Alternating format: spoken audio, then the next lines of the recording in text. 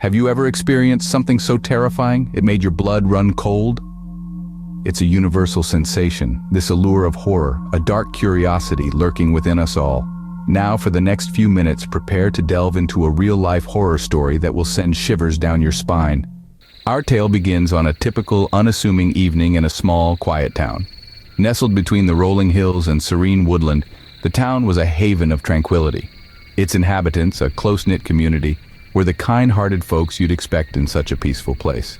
Among them were the central characters of our story, the jovial baker, the wise town elder, and a spirited young girl with dreams bigger than the town itself. The day was like any other, filled with the usual humdrum of small-town life. The baker was kneading his dough, the elder was sipping his tea while sharing tales of yore, and the young girl was chasing butterflies across the meadow. The sun was setting, casting a warm golden hue over the town, as the residents prepared for another calm night. And yet, beneath this seemingly idyllic facade, a sense of unease was slowly creeping in. Little did they know, their peaceful world was about to be shattered. As night fell, an ominous presence began to make itself known.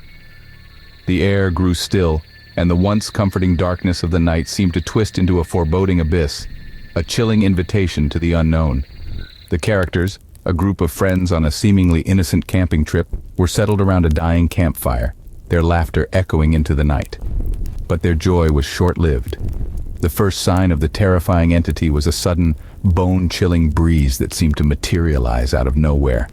It swept through their campsite, extinguishing the fire and plunging them into an unnatural darkness.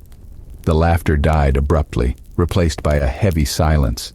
The only sound that could be heard was the rustling of leaves, a sinister whisper in the black of night. Then they saw it, a shadowy figure standing at the edge of their campsite, its form barely discernible in the darkness. Their breaths hitched, and their hearts pounded in their chests. The figure stood still, an eerie silhouette against the moonlit sky. The friends were paralyzed, their eyes wide open in terror, unable to tear their gazes away from the chilling sight. As they stared at the figure, a sense of dread began to creep into their minds, coiling around their thoughts like a venomous snake. They could feel it, the raw, primal fear that comes from knowing your prey. The fear that comes from understanding that something is hunting you, something that lurks in the darkness, something that you can't escape from. The figure moved, a swift motion that was barely more than a blur in the darkness, and a blood-curdling scream echoed through the night.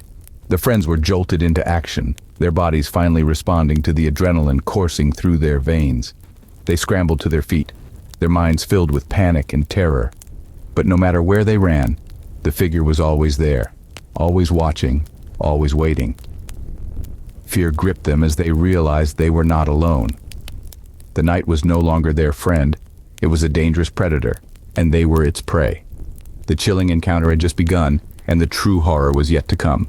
In the dead of night, the true horror revealed itself. A bone-chilling gust of wind swept through the room as the unseen entity made its presence known. The air grew thick with an ominous dread, a palpable sense of impending doom. The very walls seemed to close in, their once comforting presence now a claustrophobic nightmare. The characters, once skeptical, now trembled in the face of the unknown. Their laughter and bravado had evaporated, replaced with a primal fear that gripped them like a vice. The room echoed with their pounding heartbeats, each thud a testament to their terror. The unseen entity, now a tangible force, toyed with their senses. Shadows danced menacingly on the walls. The temperature plunged to an unnatural chill. A sudden crash echoed through the room, a sound so deafening it was as if reality itself had shattered. In the face of such terror, they were left paralyzed with fear. When dawn broke, the horror had passed, but the fear remained. The sun's first light fell upon a world unrecognizably altered. Their lives, once so ordinary, were now marred by an experience that defied comprehension. The haunting echoes of that nightmarish event continued to reverberate, shaping their existence into a relentless cycle of fear and dread. The specter of that terror had forever imprinted itself upon their souls.